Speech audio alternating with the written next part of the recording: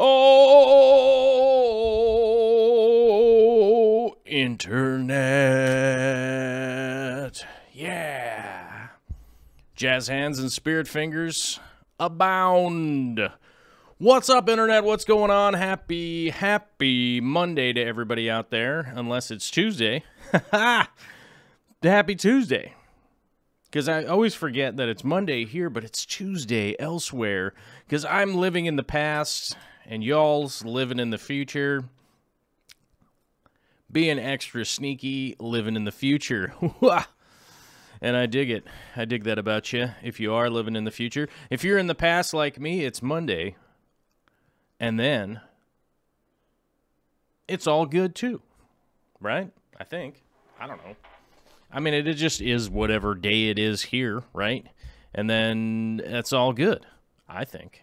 I don't know. But either way, happy Monday or Tuesday to everybody out there. And hopefully everything is good in your neck of the woods and everything's fantabulous going on there. I do have to say, right at the beginning of the show here, I do have to say, oh my Lord, the weather has turned around. The weather has turned around and is freaking-tastic. It is fantastic out here. And it's a beautiful, lovely day out here in Western Washington. It couldn't get much nicer, I'm going to be honest with you. Sun is shining, and it is like probably 68 degrees-ish. 68, maybe 70. Maybe we're hitting the 70 today. It's beautiful out there, and I'm happy to say that the weather has finally turned around, which means a lot of stuff is getting done outside, which means I kind of just want to be back outside. Sorry, full disclosure, I want to be out in the sun, and but we're here to talk about some fish tankery and what's going on. And if those of you that follow the show here, the subscribers, the Oceaneers, would know that last Friday we didn't answer the Patreon questions. We are going to get to the Patreon questions today. We also have a video segment today. It's kind of a two-parter, I guess. Maybe it's a two-part situation where we'll be talking about some of the maintenance that I do, because I regularly get questions about maintenance and things like that. So we will talk about some of those little jammies, some little gems, and we'll have some of that going on. And then on top of that, we also have some plant propagation stuff to talk about. I'll be doing a more detailed video on plant propagation. Probably, I think honestly that video will probably come out on Saturday, maybe I think Saturday. Not sure. I think Saturday. I don't know. But at some point in time, some hot tips coming out to the internet. For all the interneters out there, some hot tips coming at you.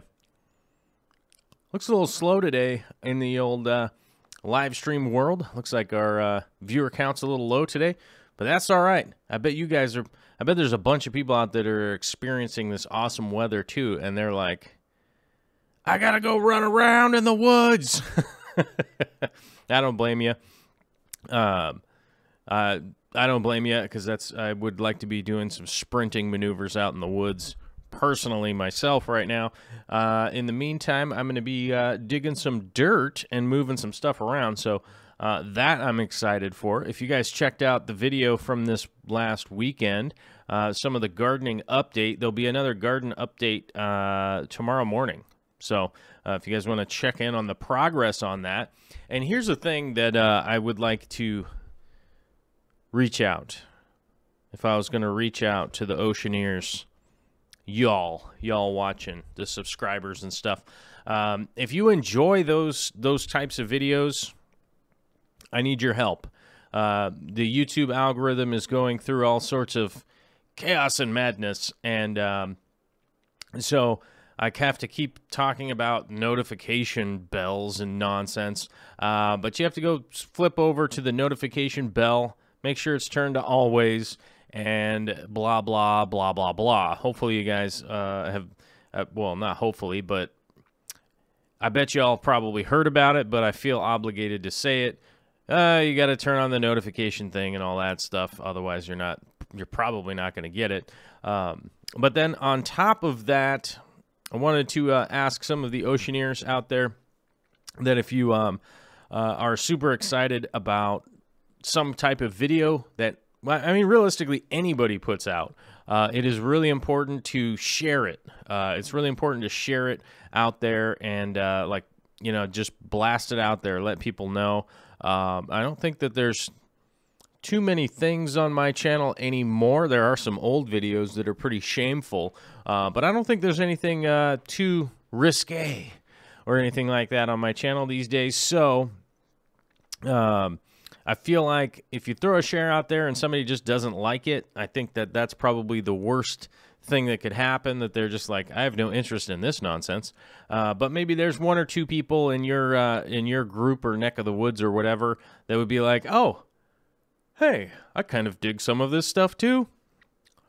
So that's the reaching out, and I guess that's the disclaimer for today. If it's a disclaimer, I don't know. Is it a disclaimer or whatever? I don't know. It's like talking about stupid stuff that is kind of dumb, like, hey, share and like the video, which I find to be some of the nerdiest pandering nonsense I've ever seen. But let's give a shout out to old Bald and Dangerous for being first to the chat, coming in hot, winning first to the chat, quickly followed up by our reigning champion, Frank Dominguez. They're talking about it. He's just holding the crown. But Bald and Dangerous, a.k.a. Dougie of the UK. Speaking of Dougie of the UK, I will be in Europe fairly soon. I believe, what is that, like 2 weeks away? Let's look at the calendar, you guys. This is the most exciting part of the show, when I look at the calendar on another computer, right? This is the most exciting part, I think. Let's see, May the 7th. May the 7th. So, yes, that is 1 week from today. We'll actually be in Europe. And what I was about to say, obviously not in the UK, but we'll be in Europe, in Germany. We will be in Germany. I will be there with Corey from the Aquarium Co-op. We will be there for the Interzoo convention, which has been pointed out to me that it is a convention that's not necessarily open to the public, as it is a. It's like a what do you call that? Oh, what's the word? Well, either how. What is happening? Oh, it's obviously Monday, you know. But it's mainly a convention for, I don't know, business types or something. I don't know. I can't remember the name of it. But either way, it's not necessarily open to the public, but Kobe and myself will be meeting up with some people. We'll definitely schedule some dinners and things or whatever while we're there to meet up with some fans if you all are there. So you could like hit us up on the email or something like that and be like, dude, you could be like, hold on. You could be like, hold on. What do I got here? You'd be like Mr. Taylor. You could be like Mr. Taylor, who sent me an email to let me know that they're going to be there. But I think it's also going to be pretty cool because you guys will get a chance to see some of the behind the scenes stuff, some of the like, you know, maybe some of the stuff that's coming out next year or whatever. I don't know. I don't really know what's going to happen, what we're going to be able to film and what we're not going to be able to film. But I think it'd be pretty cool for you know, the YouTube people to be able to check some of that stuff out. At the very least, I'll be able to do some filming in Nuremberg, Germany, which would be my first time filming in Nuremberg, Germany. Never been there. I've never been there. So hopefully you get some cool action shots and stuff like that. It's a huge convention. It's basically like the huge convention of like all the stuff that's coming out next year. Like maybe it's new lights or new filters or new hardscape stuff, whatever. But it's for like all pets and stuff. So there will be like some dog stuff there. Maybe, I don't know. Maybe I'll be able to bring something back for old Mr. Chipperoony, which... Yeah, I was wondering where the dogs were, but I bet you they're outside, passed out in the sun, considering that's pretty much what they get up to, you know? Let's see here. Let's see, how fast would you crash truck make it around the Nuremberg ring? My crash truck? I think my crash truck goes about 80 miles an hour, which is definitely not fast enough to be driving on that road. Speaking of emails that I got, Swift Aquarium sent me an email, and I failed to email him back because I was outside when I got it and was blinded by the power of the sun and, you know, other exciting things along those lines, right? So I forgot to email him back, but hey, I can honorable mention during the show, Mr. Swift Aquarium himself will be moving into my neck of the woods. So he'll be moving north from Oregon up to somewhere near me. So I'm pretty excited for that. And I did talk to Vicky about it, and she was like, "Yeah, tell him to bring his to bring his spouse up, and we'll go look around at some stuff." So if you guys do happen to have some time or whatever to come up here and look around at some things or whatever, we could probably, we're definitely down for that. So hopefully to hang out with Swift Aquarium very soon. And maybe we'll be doing some kind of weird, I don't know, YouTube stuff or aquarium stuff or whatever. I don't know. It's going to be much shorter for Swift. Much shorter commute for Swift to make it up to like Aquarium Co-op or the Greater Seattle Aquarium Society or even in the Portland Society. I think that might even be a shorter commute to go that direction. I think I might be wrong. I don't know. I don't know much about maths or how far it is to drive. You know. But Leonie Ballantyne's here. Tampa Tom, good to see you. Daryl Dimer. Rocky's Rocky, Rekab Harris, good to see you. I like Daryl Dimer's new avatar. That dog is cute as all get out. Sarah Kanopko is here. Good to see you, Mr. Oh my gosh, and we have a super chat here from Gone Mad himself. The $2 super chat saying hashtag always late. I think, yeah, I am always late. Agreed. I'm always late to the live stream. It's always something. Today I had everything all ready to go, and then I was like, cool, let's warm up the XSplit, get everything going here, and I had rendered down and changed some things on some hard drives, so apparently there was a corrupt kernel. A kernel, not somebody who works for the military, but like a kernel, like a corn kernel, you know? Which was corrupt and caused my system to hang and had to restart the computer. Not a big deal. But then I was like, oh, man, and I'm 4 minutes late. But that's life. Sometimes that's life. AJ Aquarium is here. Good to see you, AJ. Thanks for coming out. Mr. Potato himself is here. Joel Gillett, Savannah the Aqua Llama. Vexing Cat. What is up, Vexing Cat? How you doing? Dan Squires, one of our illustrious moderators, also is here. Good to see you. Charlie List is here. Film Madness. Full Madness Internets. What's up? Good to see you. We have a super chat from Rumbus, the 1441 variety.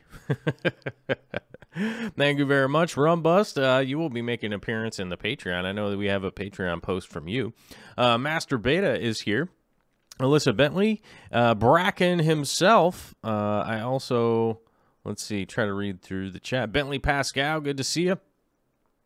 And if I missed anybody, it's really not my, it's not, I was going to say it's not my fault, but it's not on purpose. I'm not skipping over anybody. But we have a $2.99 super chat here from John Gonzalez asking about a quick tutorial on Monte Carlo. Can't keep it down. Well, you know, if you are eating the Monte Carlo, it sometimes will, you know, come back up. It's hard to keep it down.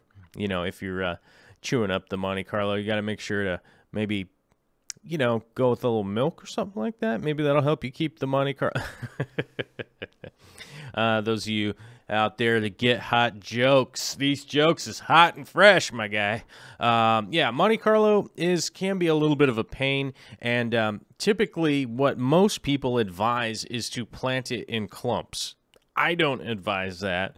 I have not found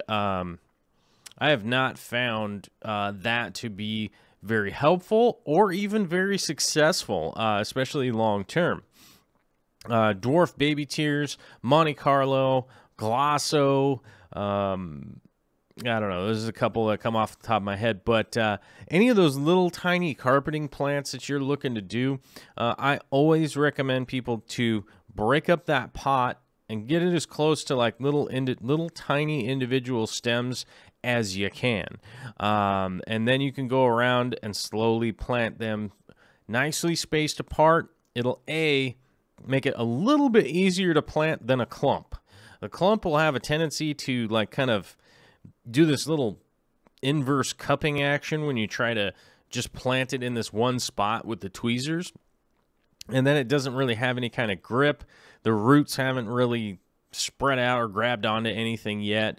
And it's really difficult to plant them like that, in my experience.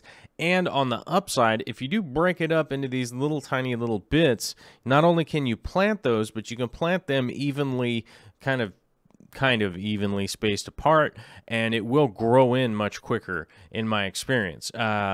So that's always the advice I kind of give people, whether it's Glosso or Dwarf Baby Tears or Monte Carlo or any of that kind of stuff, is to do that. It does take more time, but it is easier to handle, in my experience, just because it'll actually like stay down. Just the little individual pieces will actually, once you kind of poke them down into the substrate, they'll actually stay down there, and instead of it floating back out. Whereas the clumps, if you just have these big kind of ungainly clumps, they'll end up kind of floating, boop, just popping back up. Also, I would take into consideration which, you know, oftentimes any kind of fish that's kind of bashing around down there on the substrate will almost always knock that kind of stuff out of place. So I would also take into consideration what types of fish you have kind of rummaging around there at the bottom, and because that may or may not be knocking everything completely loose, which would be a big, you know, can have a real tendency to happen quite often with like Corydoras or any kind of plecos, anything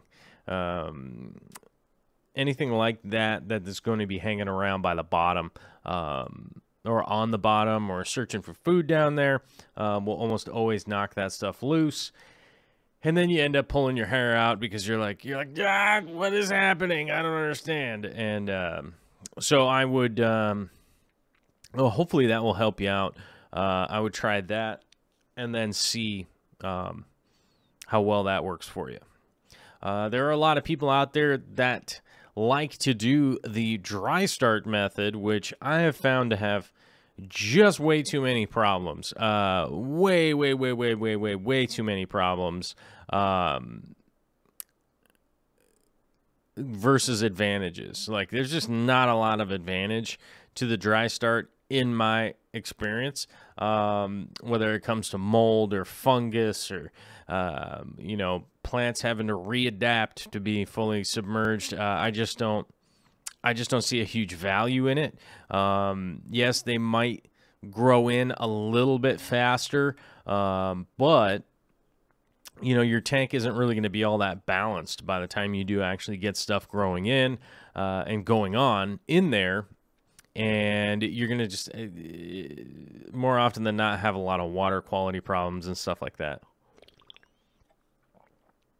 Also, you know, one of the questions we're going to be dealing with today is like the fertilizers and stuff. You're never going to have a chance to really like figure out what's up with your fertilizers and you know, so I would skip on the dry start method for sure. Aquaticy is here saying, love the painting on the easel behind you. Oh, nicely done. Well, thank you very much. Hopefully you guys will be checking that out on somebody else's channel in the future. We'll see how that works. Some people are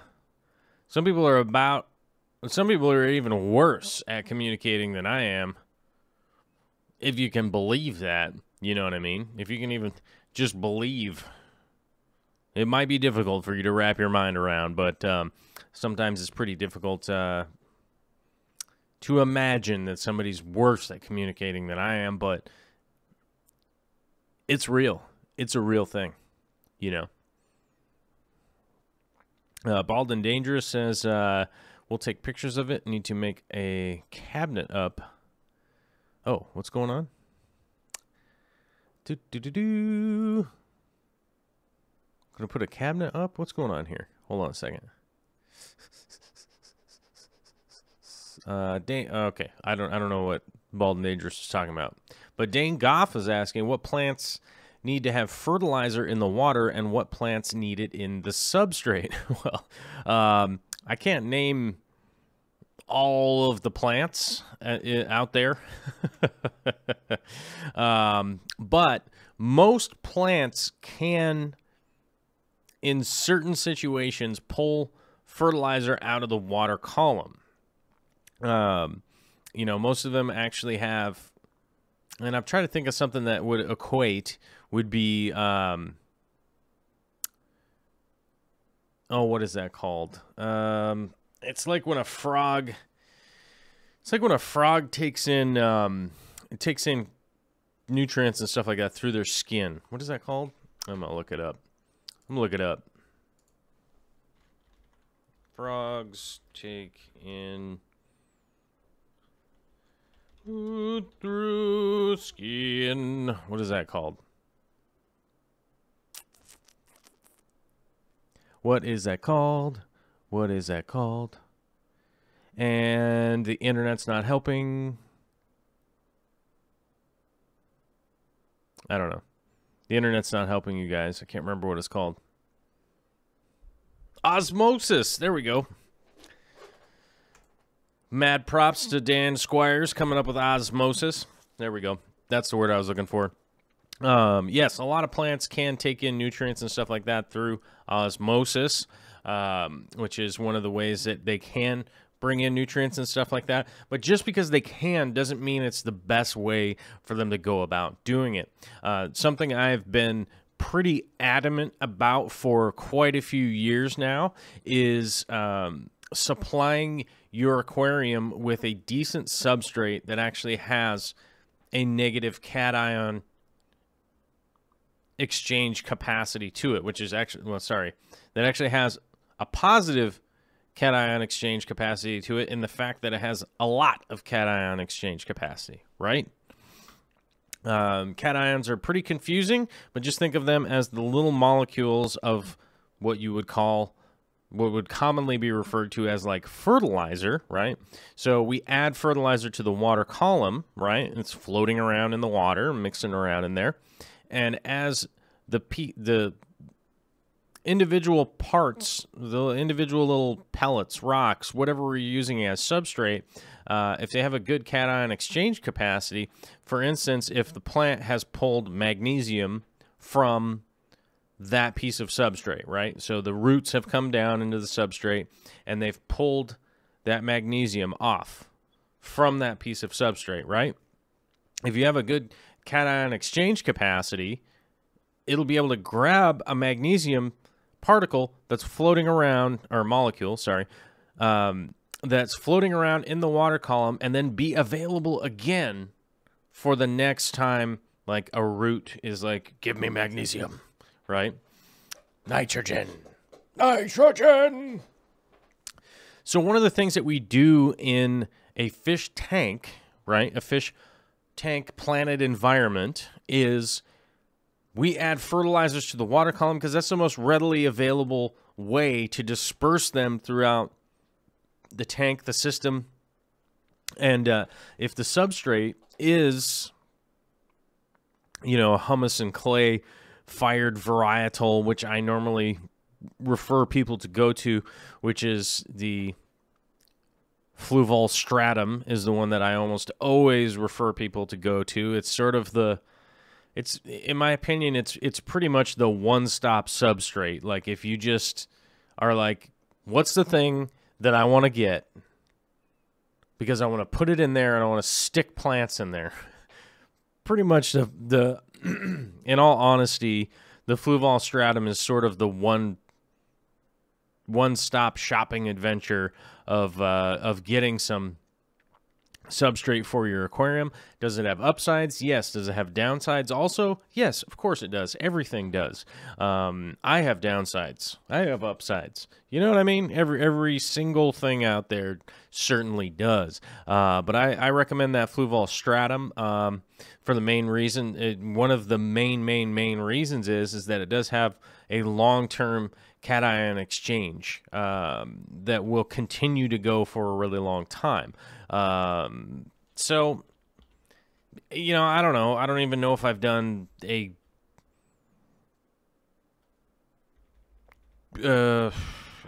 decent explanation of whatever the question was. I can't even remember what the question was now. Oh, yeah. It was osmosis through plants. So there are a lot of plants that can pull from the water column.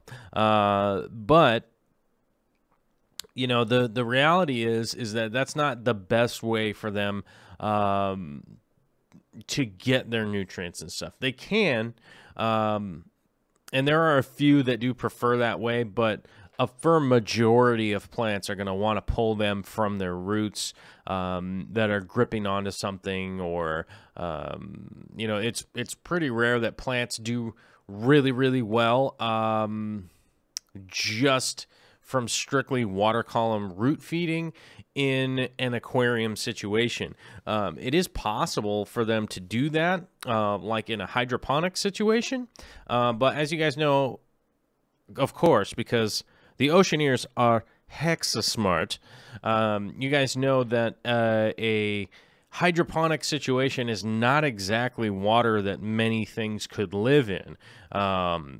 It is wonky, crazy pH. It's nitrate and ammonia and everything like that is off the charts. So it's, you know, hydroponic situation is like liquid fertilizer. So it's not exactly what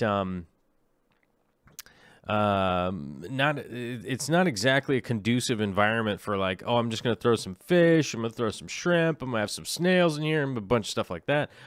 So a hydroponic situation is different for those reasons, although the plants will eventually turn that water back into water. Normally the human intervention comes in and dumps a ton more fertilizers in there and stuff. So, but because we're not building hydroponics, we're most likely building like an all-enclosed hydroponic ecosystem kind of situation, or aquaponic, not hydroponic.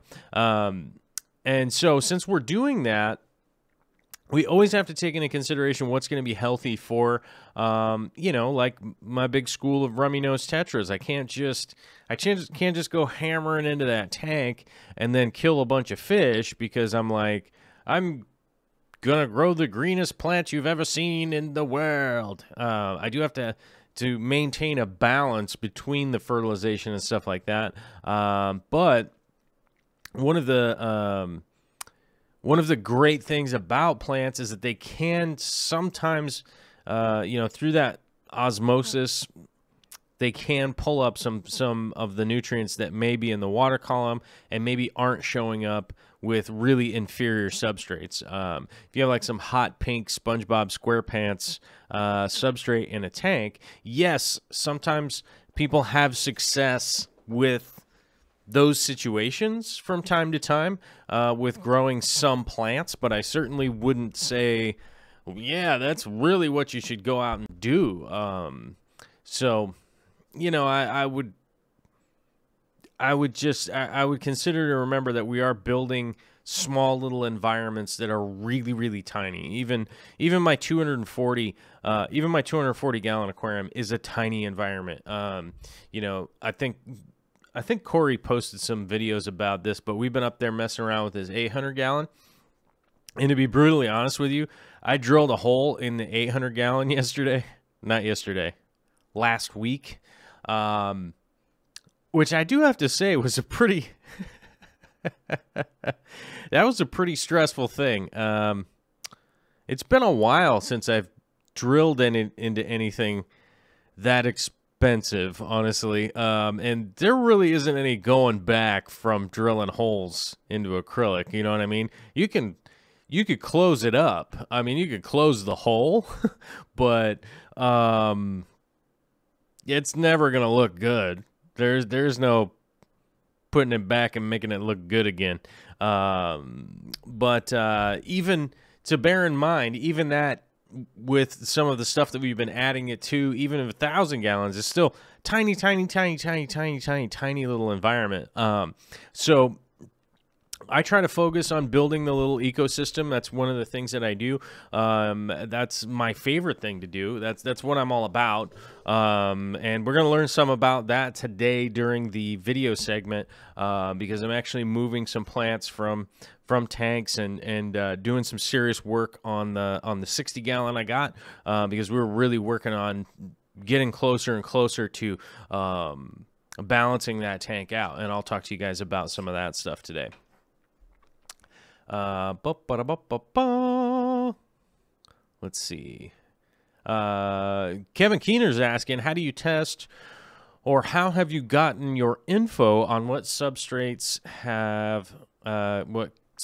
cation levels are? Okay, I can actually explain this in...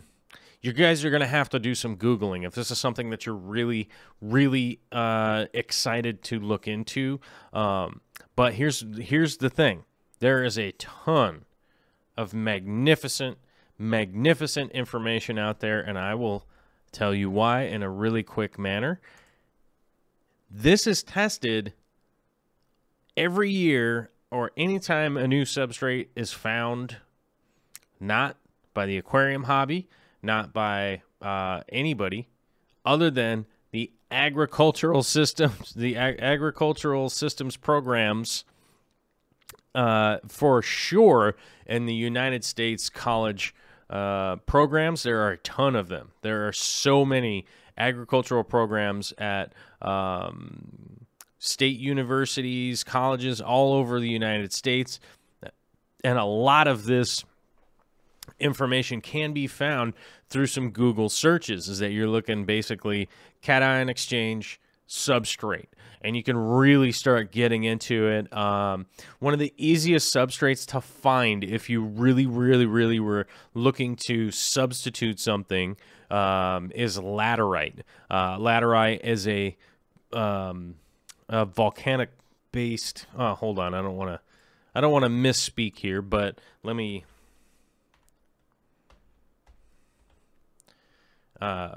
see if I can't get this real quick, and then I'll grab you guys a link. Here we go. Reddish clay material, hard when dry, topsoil in some tropical or subtropical regions, and sometimes used for building. But laterite is going to be... Here we go. is a soil and a rock type rich in iron and aluminium, right? And is commonly considered to have formed in hot and wet tropical areas.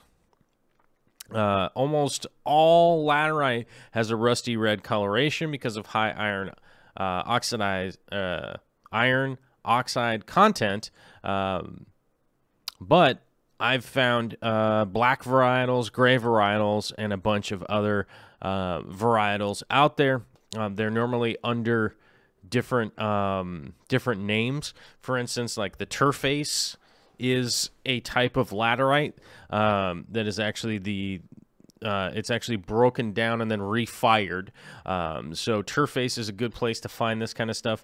But laterite is one of the main components that they use in increasing drainage, re-adding nice drainage that actually will hold with a good cation exchange into agricultural situations. They also use it in road building in really wet areas.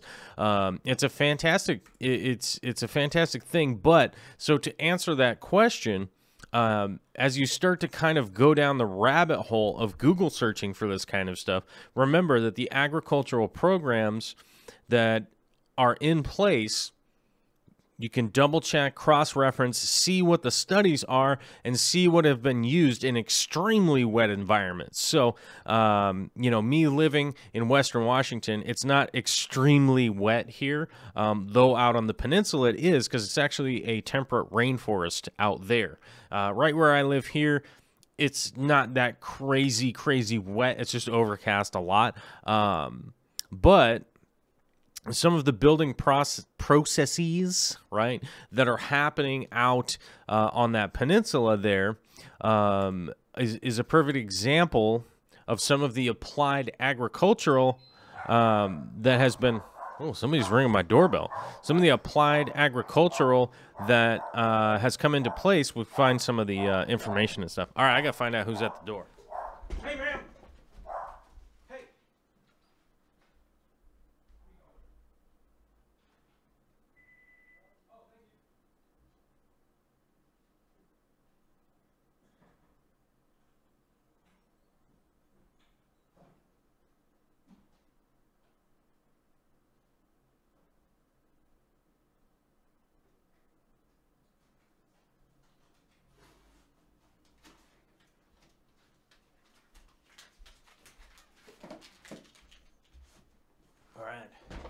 It was the Amazon Man. Amazon Man. I'll do an unboxing here in a second. I think I know what it is. But so some of that some of the agricultural tests that have been going on, for instance, out on the peninsula out here where it is a rainforest. It is extremely wet. Some of that does transfer from the agricultural side into the aquarium trade as far as the planted aquariums go, because they're taking a lot of that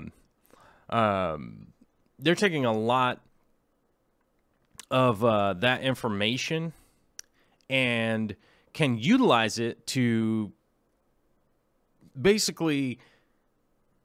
Okay, hold on. Let me rephrase that. So some of that information that they have can parallel over if you can kind of sift through it a little bit.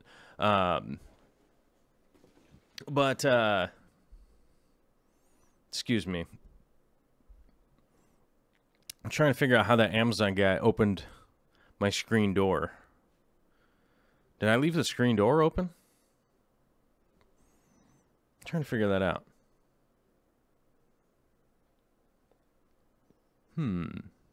Did I?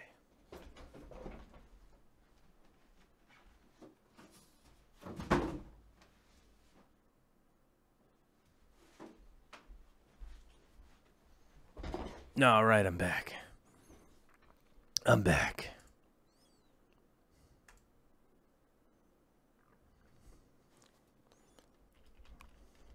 I closed the screen door. I thought that the screen door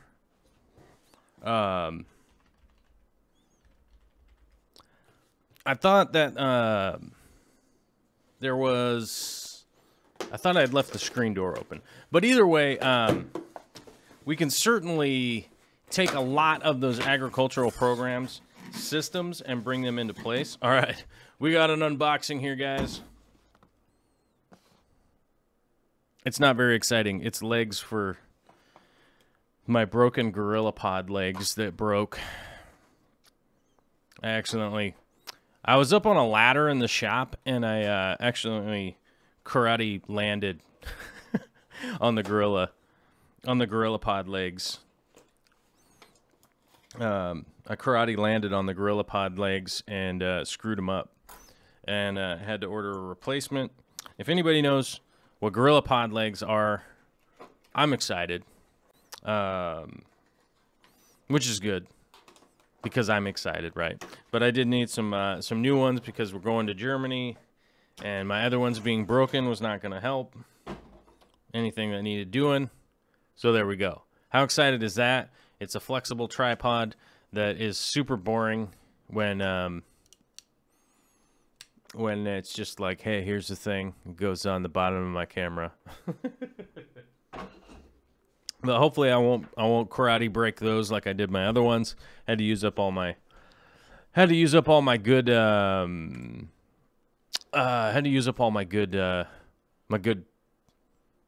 my Boy Scout points. I had to use up all my Boy Scout points. All right, let's get back to what we were doing because the dog freak out and all that kind of stuff. Let's kind of double check in here with the chat a little bit. We got Josh Peters saying, hey, Joel, been a while since I've gotten to watch live. Just popping in to say hi. Loved the video from your backyard the other day. See, there you go. Loving the video from the backyard the other day. Josh, take a second, share that out for me, would you? Let's try to bring some more of the fun people into the fold, into the Oceaneers. Maybe they're like, hey, this guy's fish tank stuff is nonsense, but I want to stay around for these garden updates or whatever. There will be plenty of them. So just as a reminder, if you see a video like that and you want to share it out, go ahead and do that for me. That would be totally cool. Zombie Drummer is here, dropping a $11.26 super chat saying, Monday money, just got home and karate landed on my couch. Hey, everybody. Well, as long as your GorillaPod isn't there and you karate land on the couch, that's not the worst thing I've ever heard of. You know what I mean? I don't think that's the worst thing, because if you karate land on your GorillaPod, I'll tell you this, it gets broken. You know, it gets like totally broken. James H is asking, where can you buy laterite? One of the great laterite sources. Now, let me see if I can't find you guys a link here real quick. We got to click on this thing, and then I wonder if you can actually order. Oh yeah, you can. You can order Turface. Let me see. Let me look through this a little bit because I don't want to accidentally give you guys a link to one that I haven't used. Okay, hold on. Here we go. That's not going to be good. Oh, here we go. That's not like a great deal. That's not a great deal. But maybe I'll throw you guys this link, and then maybe you can go down the maybe you guys can go down the rabbit hole of finding some Turface, right? Alyssa Bentley has a great point here that the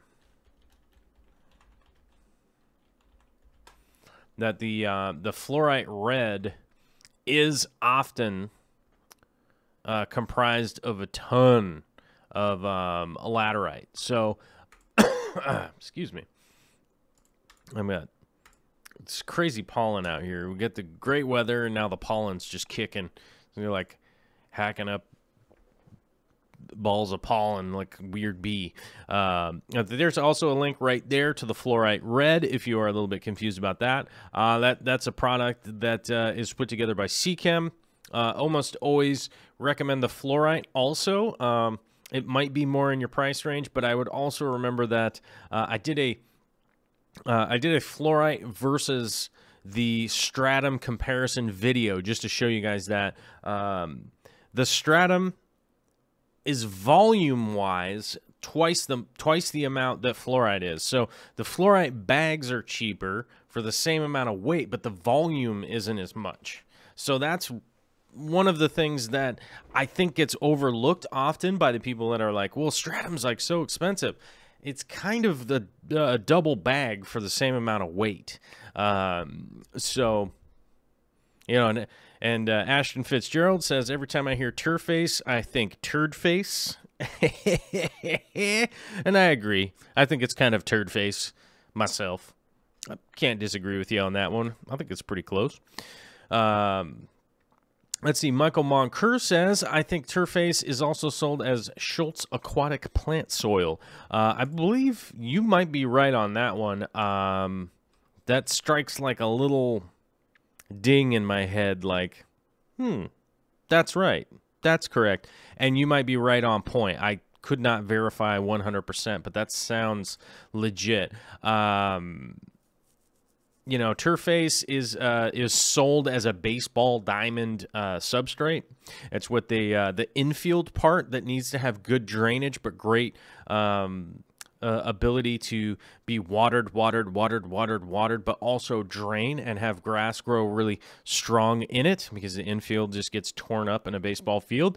That's generally what they use inside or when building those baseball fields. So if you've ever been out on a baseball field on a sunny day after they watered it, that smell that you're smelling, it smells kind of a little bit like maybe it's a fertilizer, maybe it's a something. I'm not really sure exactly what that smell is. You're smelling that Turface. That's what it smells. That's that smell. So if you do get a bag of Turface, you go get it wet, you do all that stuff. What is happening right now? Seriously, man? Oh, okay. No worries. That was just the mailman wearing an expedition hat. I have a new mailman who seems to have a different outfit on every day. Even though he's wearing a mailman outfit, he seems to change the game, and I kind of like that about him. I don't know. We used to have a really nice lady, but I don't know what happened to her. Maybe she doesn't do it anymore, or maybe she got promoted. That's what I'd like to think. I'd like to think that she got promoted, and now she's doing like some really upper level management type stuff. But I would say our new mailman is actually just as nice as our old mailman, and I'm happy with the performance. Can I say that? Can I say that I'm happy with the performance? I love the United States Post Office, you guys. I don't know if you guys know that. I'm always wildly impressed with how well our United States Post Office works. And those people that badmouth the United States Post Office, I just couldn't disagree with you more. Just couldn't. They have all the vehicles, planes, people, personnel. They touch every single address every day, basically, in the United States. That's insane. There's like, what, 350 million people in the United States? That's intense. They do a great job. They do a great job, and I'm always impressed. And you know what? Sometimes there are delays and weird things, and stuff may or may not happen to a box in shipping or whatever. But I don't believe it's on purpose. What is going on? Oh my God, it's your dog!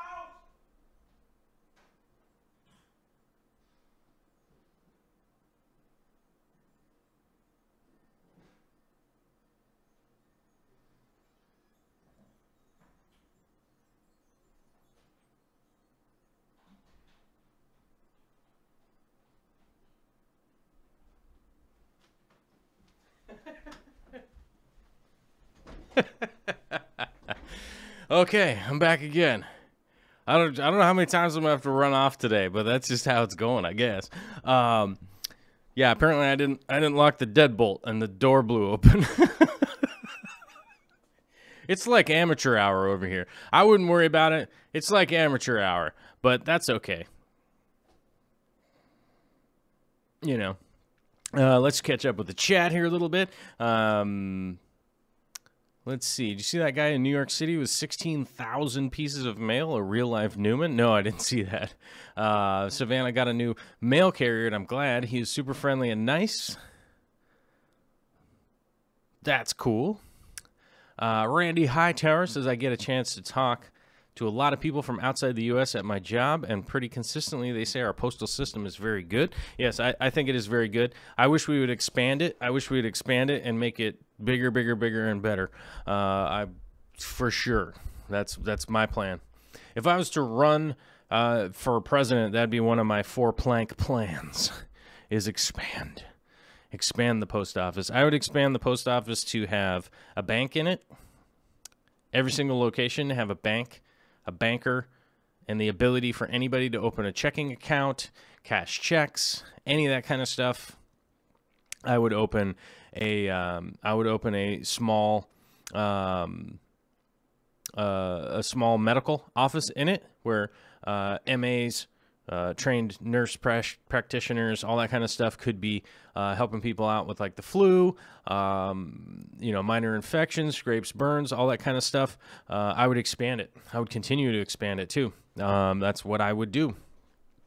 How else do you think we're gonna get more people to work at more jobs unless we start building the infrastructure to put them into those jobs, right? That's what I think. That's what I think. And where would I get the money? I don't know. Somebody keeps flying $100 million planes over my house during the day because it's a test. They're testing it out. They're training how to fly C-130s over my house so that they can potentially drop bombs on people later. I think that's how I would do it. And if people think that that's ridiculous, cool. It's just what I think. I'm not running for president or anything like that, so relax yourselves. I'm just saying. But I certainly would love to have more and more extremely trained people running around. I would be all for that. And just imagine if all of the United States post office workers and stuff like that were all trained paramedics and things like that, right? Because they're in the neighborhood right now. He's out there walking around. If somebody had a heart attack, he could go help them, right? I don't know. This stuff is going to get more automated. If we don't think that there isn't going to be drones flying around dropping off mail, y'all's tripping. So I would like to figure out more things to do with the people who are wandering around, right? Right? That's how I feel about it. But, everyone's going to say I'm some kind of weird, you're just living on the left coast, bro. I tell you that I'm a moderate person. If anybody needs to know my political leanings, there you go. I'm what you would consider a moderate.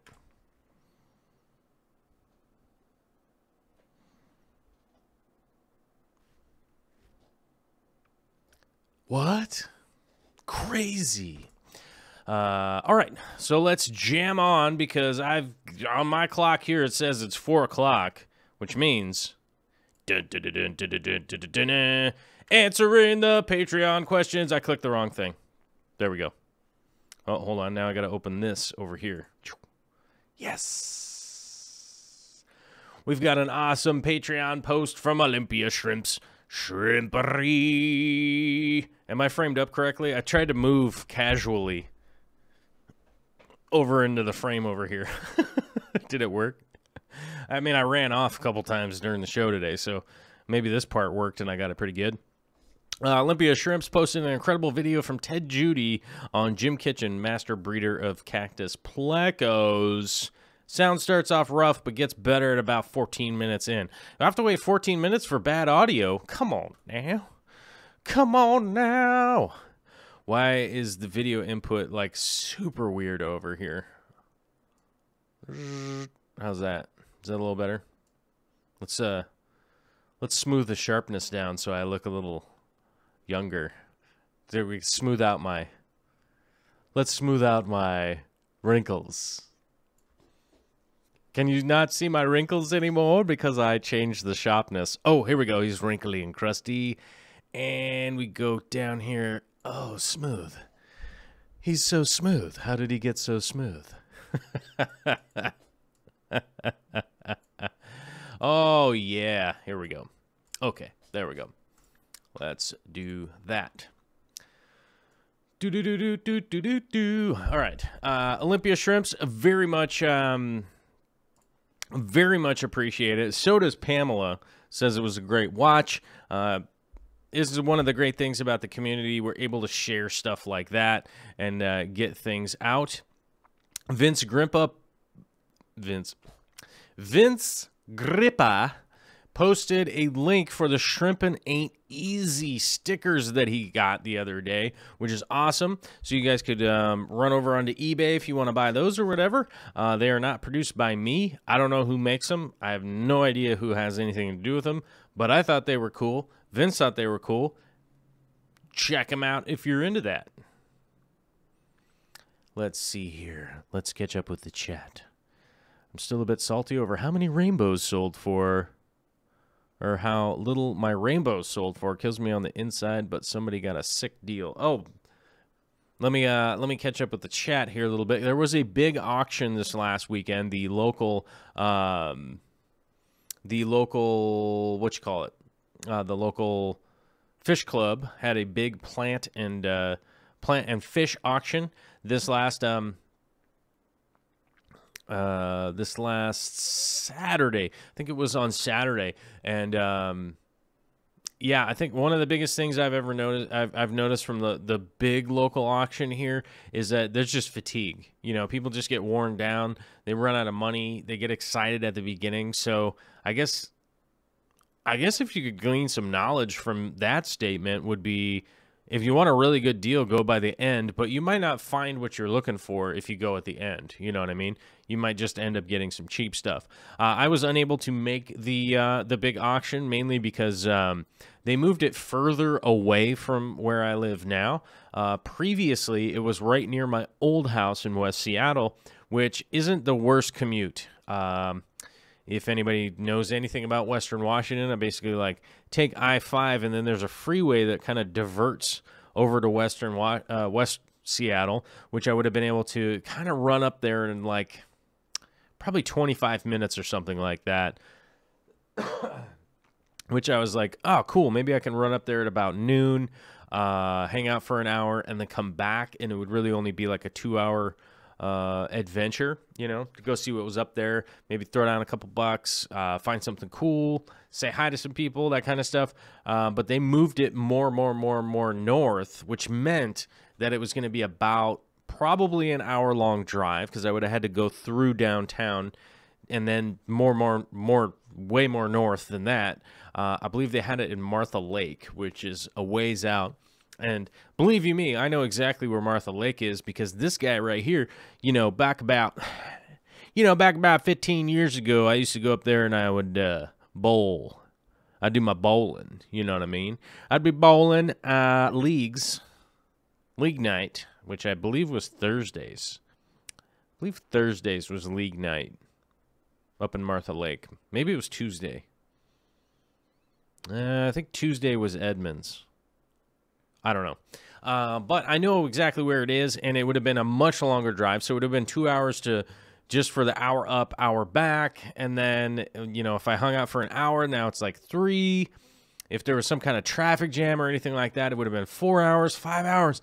And then it just wouldn't have been great. And Alyssa says, dude, they shut down 3 lanes on I-5 around the convention center, and I thought of you how horrible that commute would be.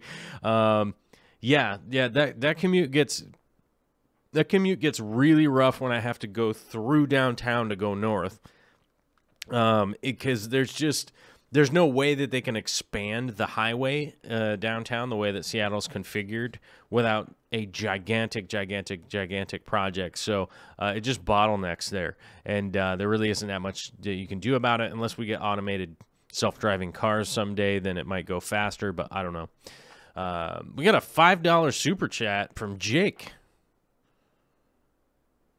with an A in front of it. I don't know if that's Australian. Well, thanks, Jake. With no question on it or nothing. Maybe he didn't get a chance to type in his question. Or maybe he's just throwing $5 in the tip jar. I don't know. But thanks, Jake. I appreciate it. Do you got the khakis? Hope you got the khakis.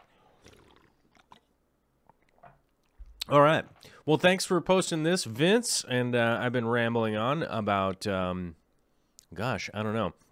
But Bentley, he says, doesn't need more plecos at the moment. He was after plants. I got a couple of awesome new plants from Bentley, you guys. I haven't yet to really post any kind of in-depth video about it, but needless to say, we got some Bucafe Alandra,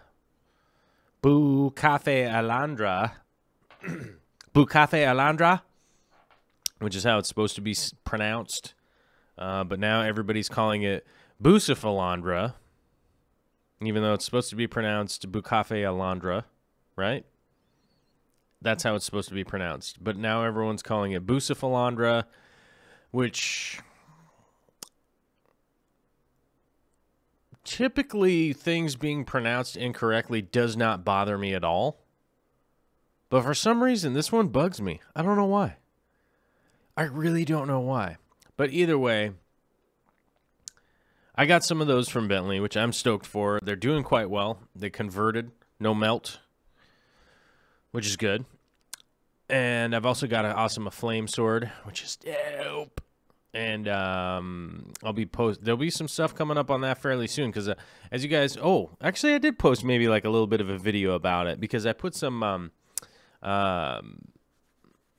I think I put those are in the tiny aquarium that I made last week, which, by the way, I've made another one that's a bigger one that's much nicer. So I'll even be posting a video on that too. But there'll be another vlog of the garden stuff going on because I'm proud of it. I'm proud of what's going on with that. So, you know. But hopefully I'm able to get some more of those sneaky plants from Mr. Bentley himself. Maybe I gotta throw some cash at him or something. Cash. Throw some cash at my guy. Yeah, maybe we can just keep propagating them, and getting them out there and having a good time. See what we can do, Let's do that. Anyhow, let's get back to the posts here. We got a post from Pamela Earlywine.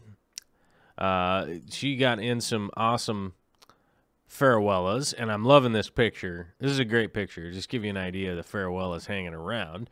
There are eggs. Okay, so they have put down eggs, and the male should be fanning and caring for them, but he isn't. Yeah. From the assessment here, you're saying that you think that they're too young. Yes, I would hold off on trying to breed them just yet. It does sound like they're too young. If the males aren't really doing their thing and the females aren't really doing their thing, but they happen to be dropping some eggs, I would just wait until they're older and bigger, and you're definitely going to get a lot better response there. We got a post from Rumbust dropping some action on here. He sent some kind of birthday surprise, and I don't know what it is. I don't know what the birthday surprise is, but I'm excited for it. And I don't know what it is, you guys. It's probably not gorilla pod legs, I'm guessing, but like I opened those earlier on the show. I know, it's pretty exciting. I know. It's probably not gorilla pod legs, but I'm excited to find out whatever it is. And Cichlid Bro, who's in the chat today, which I'm so happy to see my man Cichlid Bro up in the chat. He actually sent me something too, which is a mystery. Mystery. It's mysterious, whatever it is. But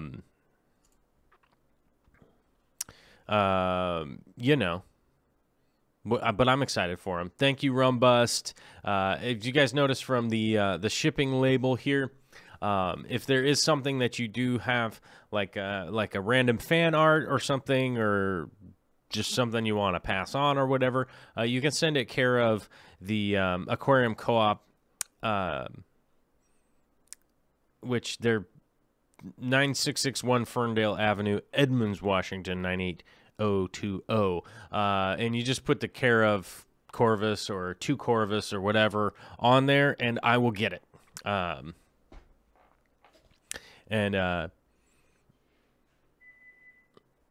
Did the door open again? Hello? Oh, it's not an attacker. It's Victoria. Space Invader Victoria, which is good. Hi, Vicky. It's my lady. We've... What? Okay, stop yelling then. All right, and we got a happy birthday wish from Leslie here. Thank you. I'm just dragging out this birthday action for a long time, right? Milking it. We also got a post here from Famous Jones saying, I just want to show my 15-gallon Fluval Flex tank with red cherry shrimp and phantom blue Delta guppies making loads of babies. Digging on that. And actually did not mention this is a brackish tank with 1.004 salinity. Well, that's a definitely a testimonial to the cherry shrimp and just how resilient they are. They can pretty much just handle just about anything more often than not. We've got a couple of super chats here to grab real quick, and we've got one from Vexing Cat 687 for episode 687. Just throwing it in the old tip jar. Well, thank you. Thanks, Vexing Cat.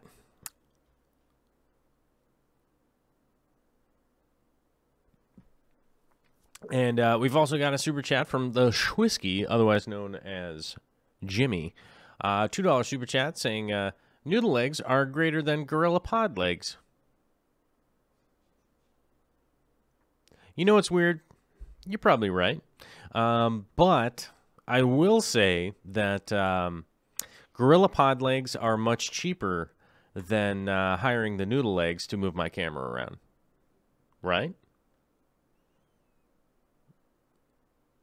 I think I'm right. I think I'm right on that. I don't think I'm going to get an answer, but I think I'm right. Freshman Aquatics is here saying, hey, Joel, first time in a while. Kind of got interested in fish keeping for about a month. I had a bad streak with new fish and meds. I'm here now. Well, good to see you, Freshman Aquatics. That's good. A quick friendly reminder to everybody out there, if you are just getting into the hobby, you are just getting into it, remember, dip your toes in. Don't necessarily dive in head first. It can be really discouraging if things die, if you get parasites or illnesses or these kind of stuff. You definitely want to go slow. Go slow for sure. And just slowly work your way up. Remember, not to get too overly discouraged, because that can definitely happen. But just go slowly. You got a lot of time on your hands, and this isn't a time for lacrosse style cross checking or whacking things with sticks or anything like that. That can come over the weekend when it's time to go play some sports and get silly for that. But just remember that, fish tanking is slow. Growing plants is slow. Just take your time. Just remember to take your time for sure. It's definitely a test in patience at times, but it definitely is rewarding, especially over the years. Brian Sherman is here. I magically got duckweed in one of my tanks. I haven't added anything to the tank in months, and it's not in any other tank. It's a mystery. Well, duckweed, it's more than just a coincidence that it's oftentimes coined the herpes of aquariums. Sometimes it goes away and then you got to flare up later. But don't stress about duckweed. It's not a big deal. It's not a death wish. It's not really anything all that bad. I got duckweed in some of my tanks, and wouldn't stress about it. You can just net it out. And matter of fact, you could net it out and make some food out of it if you really want to, not just feed it to your chickens or anything like that, like I do. But you can definitely make food out of it for your fish, your shrimps, and stuff. You just grind it up in a blender and dry it out in your oven, and then you got you got your own homemade duckweed greenery spirulina flake. Well, not flake food. You want to kind of break it into little chunks. CK just got no notification. YouTube tripping. I will take a reminder right now because we've got 133 people in here that if you don't have the notifications turned on, you should definitely go to the main page, go to the notification bell. You got to click on it, and you have to turn it. It has settings now, right? So it's not even like good enough anymore to have hit the notification bell, but it has settings on the notification bell that you get like occasionally or always. You have to change that setting on the specific channels that you want to get the notification from, like every single time. You have to go do that now. So just a heads up to anybody who is like, man, I missed the first hour of the show or whatever. Go do that so you can be here live if you want, or if you're just a later viewer, all good.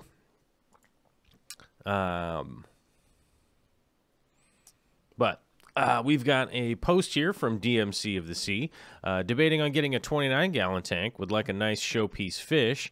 Saw some firemouth cichlids today and was impressed with how colorful they are. Would one be good centerpiece for a planted 29? Also, would they eat my platy fry culls? Just spitballing on ideas at this point. I haven't really had any experience with the firemouth cichlid. To be brutally honest with you, I just haven't done anything with them. I've never kept them in a tank.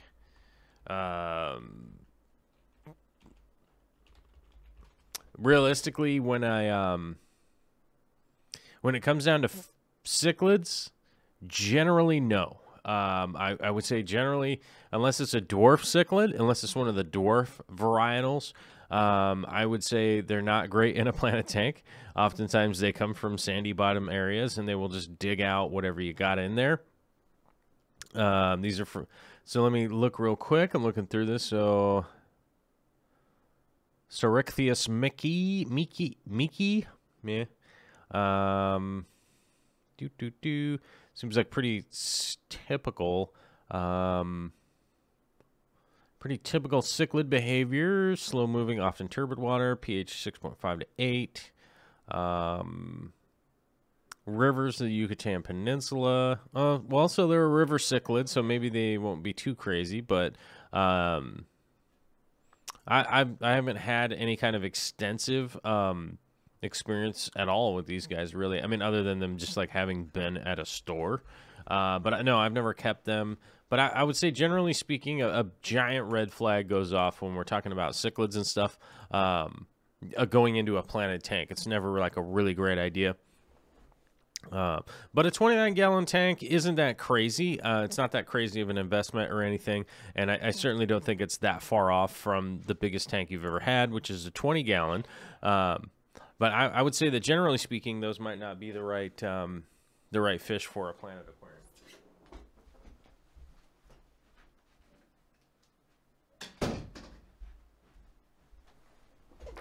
All right.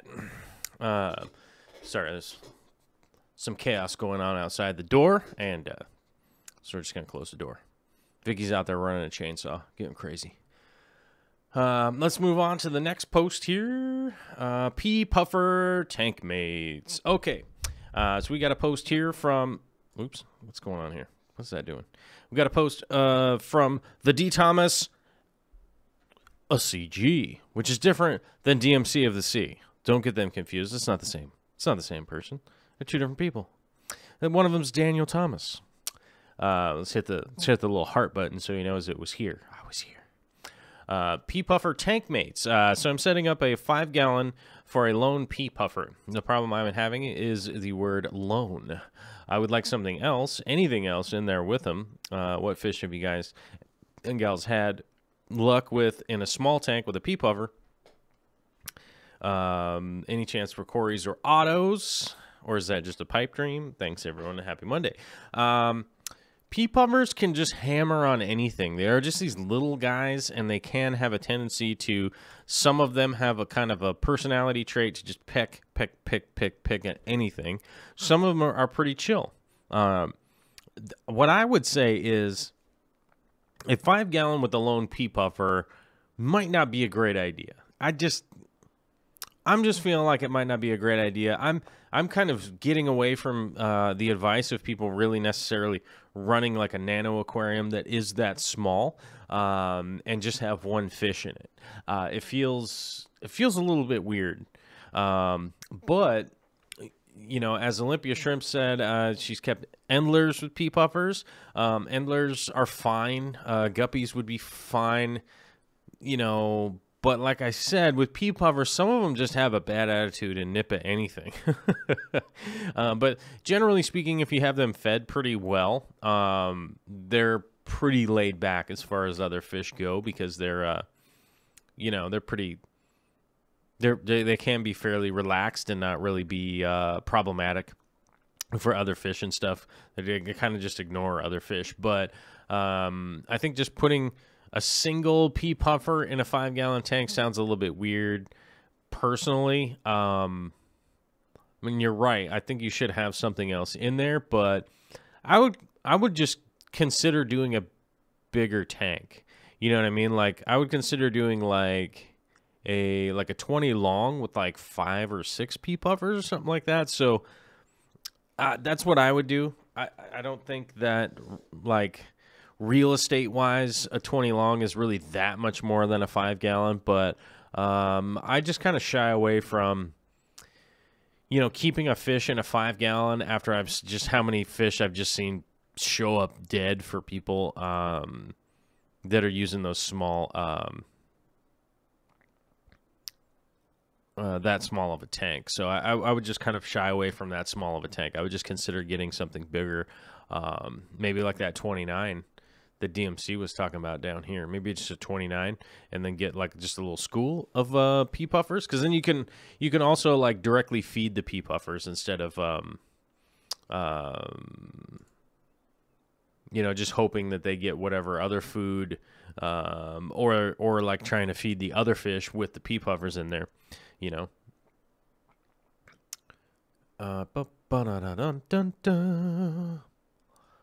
Reggie Holland, DMCFC. I don't recommend them in a 29. Probably 40 breeder would be the smallest for the firemouth. Okay, but they definitely will take care of the culls. That's for sure.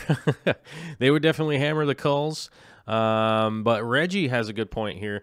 Like I said, I don't have a ton of experience with the firemouth. I've just seen them at stores and stuff. I've just physically been around them, but I've never kept them. And you're saying that a 40 breeder would be the smallest for a firemouth. Okay, so they are definitely a needing a bigger tank. Yeah. Ultimate Fish Keeping Show says, really like the painting behind you. Thank you very much. If you guys are interested in trying to commission a painting, you guys can email me, joel@darkstararts.com, any old time of the day, and I will get back to you when I can get back to you. I try not to make any guarantees that I'm going to get back to somebody, mainly because things get busy and I get hung up. And then I feel like I let people down. But if I let you know ahead of time, it might be a while before I get back to you. Then you won't feel let down, right? Or something. I don't know. Savannah says, Vicky is such a superwoman. You got lucky. Yes, you are right. Except that I did get lucky, and I worked really hard at it to get a partner that is as great as Vicky. Jason Tweedy, a.k.a. Bare Bottom Aquariums, throwing down the before and after picture, which I do have to admit, I'm a big fan of the before and after picture because for multiple reasons, but one of the big things is you actually kept the tank and you've been letting it grow, and you had the cognizance to go back and take another picture of it and put the two together. So I'm digging this. It's great to see your water sprite doing so well. I think what I'm super happy or super excited about in this before and after, it's like you see this kind of hazy sort of maybe a little bit of a bacterial bloom or something like that. But look how clear and nice and clear the water is. How nice the plants are growing and everything. It's good to see them going in. And then there's a little back and forth going on down here with the guys down below, which is always nice. We do have a post. I'm skipping over Tim Lewis's because it's not a question. It's a statement. If you guys are a patronizer, you can go back there and read it. It's nothing bad.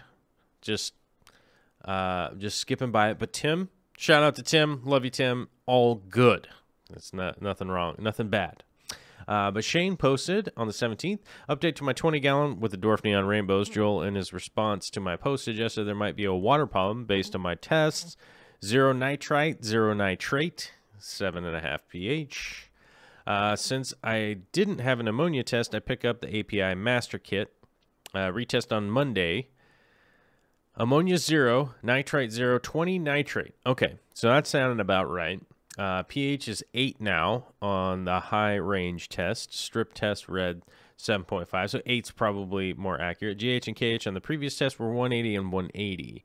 Lost the one on the upper left of the photo today, so now I'm down to 3 and 1 female. Not sure what else to check on the water.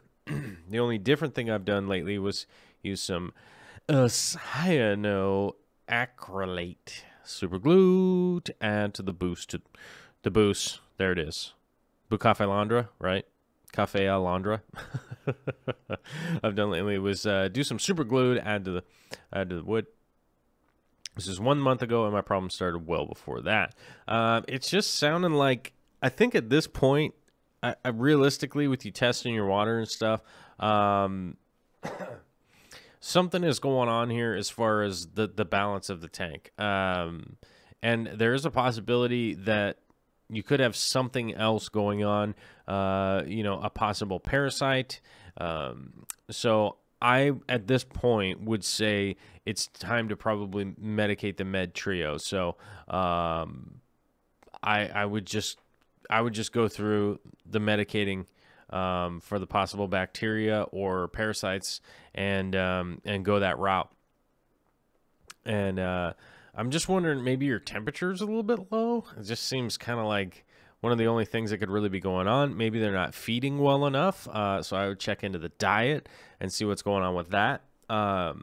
But it is good to hear that you actually have some nitrate, because that means your tank is cycled. So that's pretty good. The pH is a little bit high, but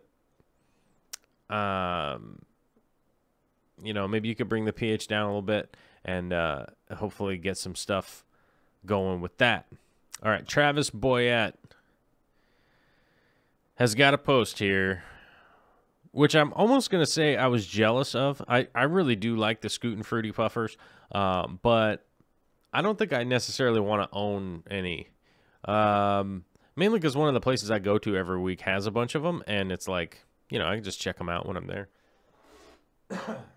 So I think that's pretty cool. But Travis has got the Scoot and Fruity Puffer, came in today. I believe he got 3 of the Scoot and Fruities. There they are. The Shotodentai puffers. These come out of the Congo. Actual freshwater puffers. They stay small. I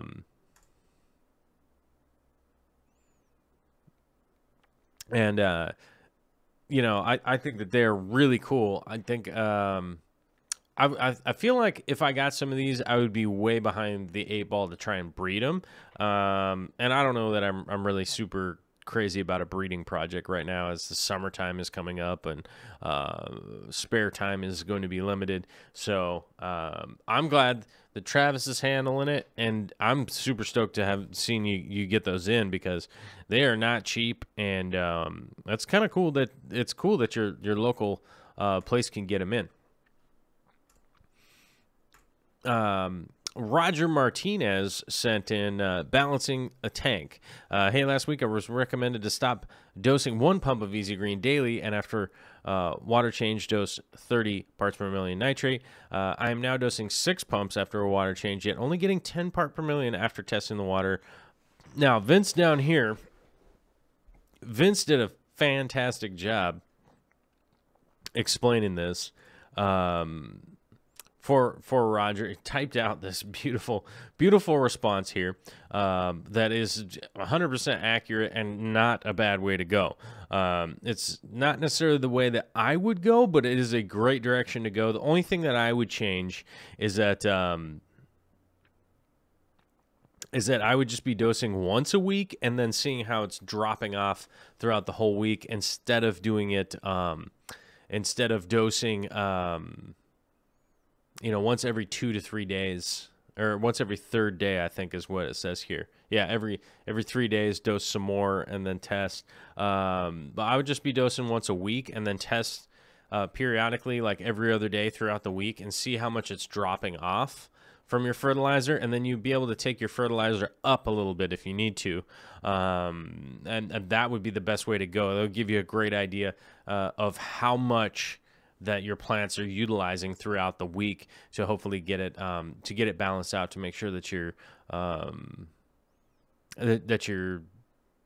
dosing schedule is on point. Testing for the nitrate is a great way to test how much of your fertilizer is in there, because it basically shows up as nitrate because there's a lot of nitrogen in it. So you can test for your nitrates and check and see what's going on. Nitrate poisoning, you have to go way off the charts. You got to go so high in order to damage things in your tank with nitrates. Don't stress out that much about it if it's at 30 or 40. If you have a planted tank, that's really where it should be at anyhow. But if you test basically the next day after doing your water change, adding your fertilizer, then you can get that level and then see where it's dropping off throughout the week. And then you can go, oh, okay, maybe I need to put 8 pumps in there or 9 pumps in there, and that's going to just get us throughout the week. Although it's not bad advice to go every third day, but I feel like every day dosing fertilizer, you're just not going to get a great idea of how much is getting used up as time goes on. And then, you'll be able to get that idea of like, my tank generally needs 10 pumps or something, right? Let's just say 10. And then you could go, all right, well, when I do my water change, I'm going to do 5, and then 3 or 4 days later, I'll do 5 more if you want to space it out that way. But as far as testing goes, I would test throughout the week and then see where it ends up from the last water change, and then then you get a great idea of like just how much is getting used up and how much to dose every week, and the possibility of adding in other doses will come up. Oh my gosh, Nathaniel John posted, some of you may be part of the Bucket Brigade, but I'm still a proud member of the Gallon Jug Platoon, which I have to say, this right here is dedication. Filling up gallon jugs and doing your water changes from gallon jugs. My hat's off. My hat's off. That is a lot to be dealing with. That is a lot to be dealing with, and color me impressed. Color me impressed, because that is pretty wild. Let me make sure to get your name on there. There we go. And actually dosing in the prime, measuring the prime and dosing it into the gallons, that shows some amazing dedication. Kudos. I don't think I could maintain tanks if I had to do the gallon jug platoon. Schwisky says, dude, I used to do that at my old house. Like I said, I'm impressed, because I don't think I could pull that off. Let's see here. Cichlid Bro, my cichlids would tear to shreds. Yes, cichlids will tear plants to shreds. If I had a piece of wood that looked like a tree and I glued Boo Cafe Alandra, I'd call it a Gary Busey tree. Smooth. I see. Smooth. Mateo says that Harlequins are a good dither. I have 5 with 2 pea puffers and a Hillstream loach, good for the last 1.5 months. Nice. Reggie Holland is saying, if you want a cichlid in a 29, try a ram. Yes, I would figure out a ram, some ram cichlids if you wanted to Do cichlids in a 29-gallon planted, yes. That's what I would do, for sure. DMC says, I do that as well. I have 12 gallons sitting under my tanks at all times. Man, that is buck wild. I don't think that I could do that. I don't think I could pull that off, doing the gallon jug changes. That just, I don't know. I'm impressed. I'm impressed that you guys pull that off, because I don't think I could do that. We got a post here from Barbara Jackson saying, I'm sure everyone is tired of my little guys, but they're just so fascinating to me as I've never kept them before. We're missing the picture, Barbara. Barbara. We missed the picture. I don't know what happened, but it looks like you posted a picture, but you didn't post a picture. I'm not sure what happened. But then we have a follow-up post with a blank from Barbara, so I think she figured out that something was wrong, and then we had another error, which this happens from time to time, but I'm still going to put a like on it because I like it. I like that level of engagement, you guys. We got a post from Turface. I'll be going to my first aquatic auction this weekend, hopefully to pick up a betta fish. Any advice? I actually went over this earlier. If you can go to an auction, I would try to go at the end, mainly because you can get good deals. But if you are looking for something specific, like a really nice betta fish that you really, really want, I would dig through the stuff at the auction. Normally they're out on tables, and you can kind of look around and see what's going on ahead of time. And if there isn't anything there that you don't want, I would just leave. Because personally, I end up buying stuff that I didn't necessarily want when I got there. But then I was just kind of hanging around and ended up buying some stuff just because, you know? So, but if the stuff isn't there that you're looking for, I would go ahead and just head out. Make like a baby. Make like a baby and head out, you know? Bum, ba-da, bum, bum. Mike Mertz, 78. How much of a daily water temperature change would be okay for killies? For killifish? Killies can actually handle pretty big temperature swings. I'm not saying it's like a recommended environment for them, but, if you're going too high with killifish, oftentimes it will spring their breeding behavior. So a lot of times they'll start throwing eggs and breeding if you go up in temperature, but be aware to have lid on your tank because they may try to jump puddle to puddle, if you know what I mean, which oftentimes means that they fall out of the tank. So I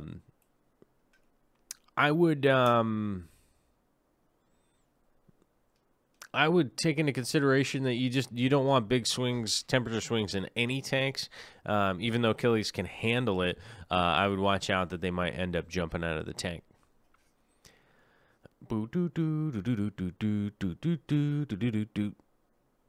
Oh, it's Edel Gonzalez. The gang says hi to the kids. What's up, Edel? ¿Cómo está? Estoy bien. Estoy bien aquí. Hace mucho calor. Está bien.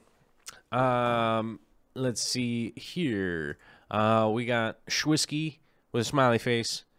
And Savannah with a grinny. How's that go? Let's go on to the next from Getface. Hopefully that was reasonable advice. I hope. Olympia Shrimp says, just a postcard from the city letting me know that they would be increasing the pH of our drinking water from between 6.5 to 6.8 to 7 to 7.6. This won't affect the fish I keep, but good on you, City of Olympia, for sending out the notice. The postcard they sent has a picture of a fish on it. Do most cities send out these types of notices? Well, first of all, I would say most cities do not send out these types of notices. And second of all, kudos on Olympia for sending that out ahead of time. That is super awesome. To just let people know and be aware that that there are going to be some changes to their water. I think that's fantastic, you guys. And that's really cool. Those of you that don't know where Olympia is, it's south of me here in Western Washington, maybe 25 miles. So we are in a different water district, so hopefully my water stays the same, or hopefully I get a postcard letting me know. Right? Vexing Cat says, I wish Portland would do that when they make changes. Multi-Tank says Vancouver doesn't. Jeff Rose, what up, fish people? Fish people? Like mermaids? Mermaids? That's merman. Let's see. Katie Bordeley writes in, how long should I feed my angel fry BBS? Baby brine shrimp? Baby brine shrimp, I think. I have some that are almost triple the size of my first spawn at the same age. The first spawn, I fed the Hikari first bites after they started swimming, but this time I hatched my own brine shrimps. This is my first time breeding fish by accident, and I am new to the hobby. I want to make sure I get it right for future breeding if I want to go that way. Keith, I think you're pretty much right on track. The first bites, the baby brine shrimp, you're pretty much money. Just be feeding that until, I guess the easiest way to explain it would be like once they visibly become a fish, right? Because there's a bunch of point in time where you like, maybe that's a little speck floating around. You know, they get about this big, and then they kind of become a fish, and then they're swimming around. Kind of just makes it a little bit obvious once they're basically big enough to go like, hey, that's a little tiny angelfish. That's when it's time that you can start trying to feed more dry foods and stuff like that. But some baby brine shrimps in your tank isn't going to be that big of a deal. You know, they'll just be scooting around in there doing their sea monkey stuff, and you know, they won't really like hurt the water or anything like that. So I think maybe if you overfeed with some live food like that, don't worry about it, because it'll get eaten. You know, some of your fish will get in there and hammer on it and eat it. Oh my, Mike Howe, I'm super stoked. Mike Howe is posting the fish barn update, and I'm super stoked. He's got siding going up. He took out windows, a bunch of cleaning going in. I know this project is going to take a long time, you know, because this is like the weekend project. There's a lot of construction to do here, but I have to say, I'm enthusiastic. I'm excited. I can't wait till like a year from now or whatever when all the tanks are in there and stuff, and then it's like, hey, you want to come by and check out my fish room? And I'd be like, yeah, I want to come check out your fish room. You know what I mean? And I would put that caveat out there. If anybody else has an established fish room, if there's a way that I can work out to come check it out, I will try my best to do that. Maybe I'll bring Vicky Toria with me, and she'll chainsaw karate chop everybody while we're there, right? Even though that's just a goof, you guys. It's not really going to happen. She's not going to karate chop anybody. Eddie Gidner, we've got an update on the Ocelot sword. He submerged the stem completely again as the tip seemed to get dried out quickly enough. Though I got it wet twice a day, nothing much has changed. I just hope I haven't killed the thing. Pictures, my first photo editing experience. Really taking a liking to photography. Ooh, right on. As I think a lot of you guys know, I'm working real hard right now to get to the point where I can be able to make the investment on a new macro lens, because I honestly don't have a good macro lens in my lens kits, and as you guys know, I got a new camera a while ago, so now I'm having to, you know, accumulate some new lenses and stuff like that, and I just can't wait for the potential idea that I'm going to get that macro lens someday. You know, hopefully I'll be able to hammer out some jobs here fairly soon. The weather's real nice now, so that might be possible. But check out that macro lens and get way super excited about still photography again, because I love still photography, but I'm just super exhausted with like landscapes and things like that. I want to get back into doing some more close-up macro shots, but I appreciate your excitement, because I'm almost like, whenever I feel like I'm going to get burnt out on photography and stuff like that, like, I just remember like, oh yeah, there's like another thing I could really work on. So it's like a never-ending thing. take some new pictures, maybe go somewhere, maybe try taking pictures in the dark or low light or sunset. You know, there's always something. But I want to get back into doing more, you know, the close-up shots of shrimps and weird stuff like that. But I'm excited. I don't even know why I'm on this tangent. I guess maybe I was just responding to your liking of photography. But I'm glad to hear that it looks like the Ocelot's sort of be fine. It will definitely adapt, and, you know, you could always trim or just allow the spike to keep going, and hopefully you get 2, right? Let it propagate. That'd be cool. But yeah, I'm glad to hear that it's doing pretty well, and hopefully it just keeps getting bigger and better, and we'll see what's up. Schwisky says, what's photography, bro? I don't know. Dan says, can a dude be real? That's true. Can it be real? You're right. Corey said, pictures are just bad videos.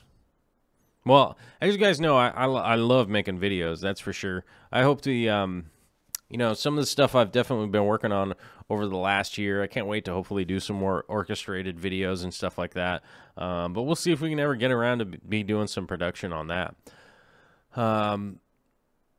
Jeff was fishing. I live across the river in Nebraska. I used to live in Iowa. Lexi, that's wild.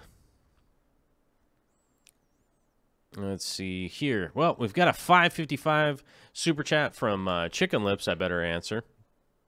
He's got to make like a baby and head out. That cracked me up. Had to pull over while driving. Love the Guru. Great movie. Gotcha with that one. But thank you for supporting the show. I appreciate it very much. And speaking of that, Oliver J.A. Hitchings, we got a brand new Patreonizer during the show. Coming in at the $1 level. Well, thank you very much, Oliver. And thank you I was going to say if there's any other new Patreonizers. I don't think there haven't been any new ones in a while. I think that's the newest of the new. Oh, Shane. Shane, 10 days ago, 11 days ago. And Salvatore Poliandro, along with Jeremy Keller. Oh, man, we have a bunch of new Patronizers. What am I talking about? Oh, I had a bunch of people cancel Patronizers, so it seems like it's like it balanced back out. And we also have Chris Bickler. Chris Bickler also. Oh, those are all of our ones from this month. It's not a ton, but awesome, and thank you very much. I don't know. We've got just a couple minutes in the show left, so maybe I'm just going to save the video segment for Wednesday's show, which means give me more time to shoot other video segments and make them better. So I'll probably just edit that down a little bit and make it a little bit better. Because I know it's longer than 9 minutes, and there's only 8 minutes left. 7 minutes left? 6 minutes left? What's happening? What is happening? But yeah, I definitely want to say thanks to all the Patronizers, as always. You guys are awesome. You guys are the main reason I'm able to do this show, come on and talk to you guys and stuff, is all of the amazingly generous and awesome people that have, been down to, throw into the tip jar and be able to do these kinds of shows and stuff. It's wild. It's wild, you guys.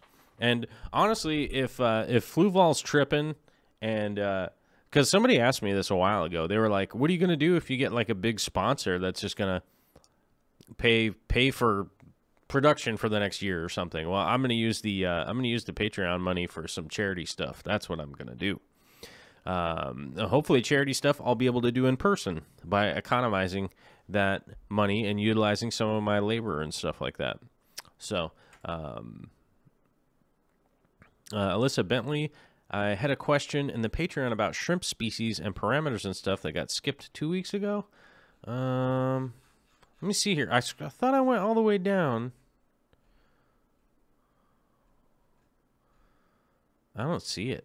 Alyssa. Sorry. I thought I got them all. I normally click the little like button on there so I know that I've answered them. Let me see. Let me see. Let me see. Let me see. As we're scrolling backwards. Oh my gosh, I did miss one. Ah, here we go. Alyssa Bentley. Sent in on April 13th. Okay, so I had a question about keeping crystal shrimp with Neocaridina shrimp on Wednesday, but just wanted to clarify what my parameters are and why I was asking. She's in Seattle, so her tap water is basically nothing, 7 pH, very, very low TDS.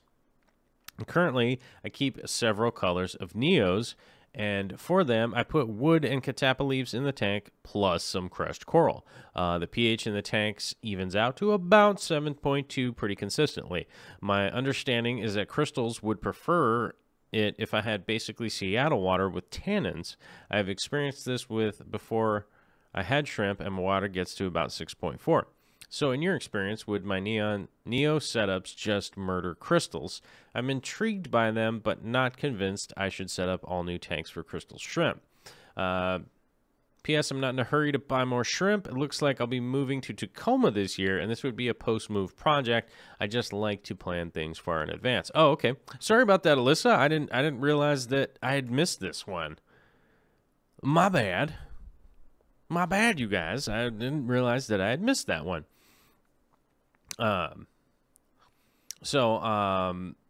Sorry about that, but yes, actually you are pretty much 100% on point. With the Tacoma Seattle water, they are pretty close. Tacoma does have a little more GHKH, and the TDS is a little bit higher, but it's pretty much 7 pH. It's pretty neutral. You can kind of do whatever you want with it. Yeah, so basically what you're looking for is some driftwood, regularly adding catappa leaves, and that is basically, you know, I use the Fluval stratum, but I kind of wait for it to get a little bit mature. Like, I don't do it right away with like a brand new setup. So I let the stratum get a little bit mature, and things get a little bit grown in before I add crystal shrimp. But honestly, if you are finding... honestly, if you're finding Neocaridinas to be rewarding for what you're doing, the amount of work that you're putting into it, I honestly think that you will find Caridina, aka crystal shrimps. Well, crystal shrimps are a varietal of the Caridina shrimp, not Neos. You will find them to be way, way, way more rewarding. I mean, just to be brutally honest with you, like, I did Neos for a really long time, and I still have them now. I still have a ton of cherry shrimp, but once I started doing crystal shrimp, I really got into it because it's just something about them. It's just something about them. It's like the mystique, you know, the white coloring on them is just so vivid as compared to even the reddest cherry shrimp. Also, not to mention, like, how satisfied you feel when they're doing well. It's like, you know, they're breeding, they're doing well. You're able to sell off some of the culls that you don't want. It's pretty exciting. They're really, really, really cool and rewarding. So I was going to say, like, personally, I would totally go for it, which is accurate because that's exactly what I'm doing. The 150 is going to be a some kind of Caridina shrimp. I haven't exactly been able to nail down what I'm going to be able to get my hands on, which is the big deal, whether or not I can afford it or not. And get my hands on a colony that I'll be able to breed. But the Neos are just kind of adaptable. But I will say this, that, like, Neo colonies will just dwindle down if you are keeping them in a crystal shrimp setup. Like, basically, if you're paying more attention to the crystals and you have cherry shrimp in there, the colony will just dwindle down and eventually kind of wear out to nothing over time. So I would keep that in mind if you think about mixing them together. And that's what I would keep in mind. But we are coming up on the end of the show. Hopefully I answered your question. I'm sorry it took so long. I meant to get to them all last Friday, but we had a special guest with Corey from the Coop, and we did that, and we honestly, I thought we were going to have an extra guy that could have fed us the Patreon questions, and then Corey and myself could have answered them, but that didn't work out because of schedule conflicts and stuff, and we were pretty much lucky to even just get the sound turned on, right?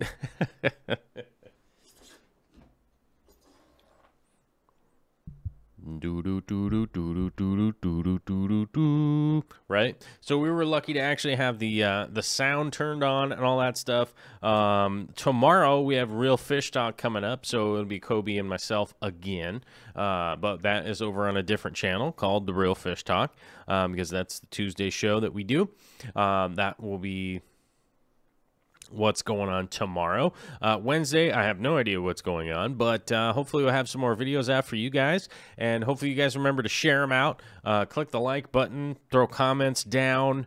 But I think, honestly, at this point, I think, you know, just hitting the like button and then sharing it might even be the most important thing at this point. So thank you, everybody, for coming out today. I'm going to give a little extra shout to all of the patronizers, because you know what? That's just how the world works, man. You throw a little something in the tip jar, I'm pretty much going to give an extra thank you. That's just how it works, man, you know? Gone Mad, thank you very much. Good to see you. I hope to see you in Michigan soon. I saw your spouse asking on the Facebook about possible lodging situations, so I'm guessing you guys are going to show up. I haven't heard from you in a definitive way, other than showing off your awesome kitchen tank, which looks fantastic. But Rumbust, as always, contributing to the show. Thank you very much. Loving it. John Gonzalez, hopefully I answered your Monte Carlo question, and hopefully you get that sorted out. Zombie Drummer, super generous on the super chat. Thank you very much with the Monday money. Jake throwing down in the chip jar. Thanks. Vexing Cat going big. 687, just matching it. I guess if Vexing Cat's going to match the episode number, I got to just throw the episode up to, oh, it's episode 10,000. And Schwisky, thank you very much. And yes, noodle legs are more effective than gorilla pod legs for sure. And Chicken Lips too, always cracking me up, loving that avatar. And thank you very much for your super chat today. I appreciate it. Thank you everybody for coming out and hitting the likes and all that kind of stuff. Have a fantastic night out there, and I will holler at you later.